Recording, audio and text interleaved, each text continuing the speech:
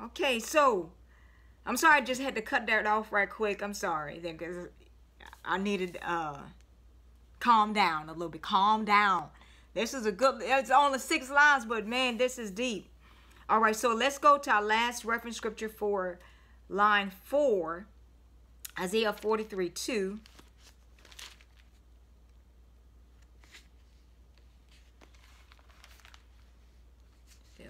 43:2.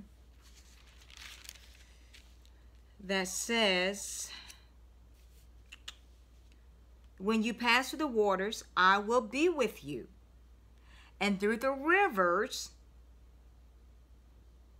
they should not overflow you. When you walk through the fire, you should not be burned, nor shall the flames scorch you. And why not? Look at, remember what the Hebrew boys thrown in the fiery furnace.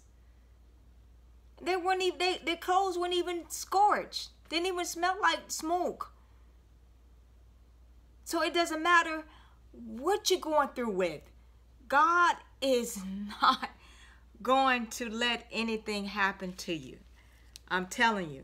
And before he does, he'll call you home. Believe that. He'll call you home. Because you know what? For his name's sake.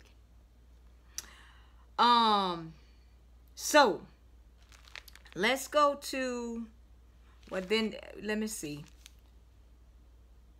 91:3. So it gives us a 91:3, a reference scripture back to for Isaiah 43:2 to Psalm 91:2. What's that not? Psalm 91:3 that says, surely he should deliver you from the snare of the fowler, that's a trap of birds, and from the perilous pestilence. So no matter what kind of snares or anything that people try to lay for you, he's going to be right there to protect you. That's our God. And then also, I didn't mark that one. Deuteronomy 31:6. Let me just see if I can find that quickly.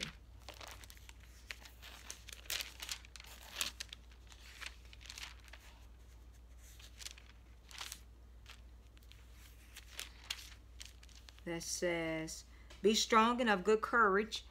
Do not fear nor be afraid of them, for the Lord your God, he is the one who goes with you. He will not leave you nor forsake you. And he won't. He won't. My trust is totally in God. My trust is totally in God. It doesn't matter what I face, what I go through with. Sometimes my spirit gets down or dejected. Sometimes my body aches and racked with pain. But I know that one day God is going to deliver me. One day that God is going to bring me through this. And my trust is totally in him. And I'm not fearing anything. Because the Lord is my shepherd. All right. So now let's go to the last stanza, line 5. You prepare a table before me in the presence of my enemies. You anoint my head with oil. My cup runs over. Surely goodness and mercy shall follow me all the days of my life. And I will dwell in the house of the Lord forever. All right. So now line 5. You prepare a table before me in the presence of my enemies. You anoint my head with oil. My cup runs over.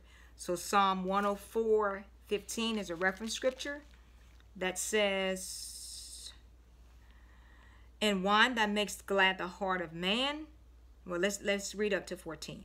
He causes the grass to grow for the cattle and vegetation for the service of man, that he may bring forth food from the earth, and wine that makes glad the heart of man, oil to make his face shine, and bread which strengthens man's heart. And so what happened is that God, remember how the enemies were always pursuing David and how they tried to overtake David?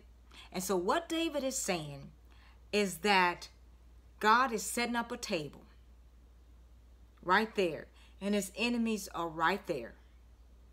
And God has prepared a table before him, for him in the presence of his enemies. And his enemies can see all the blessings that God has given him.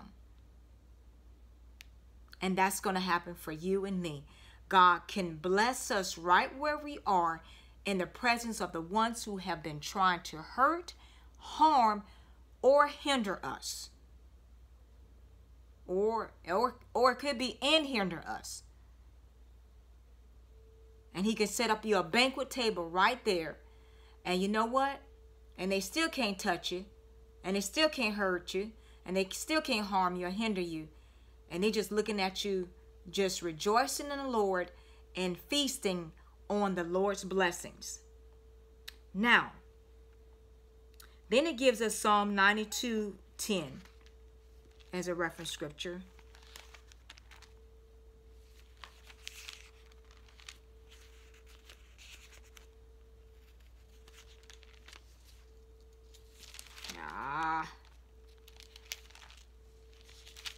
Come on.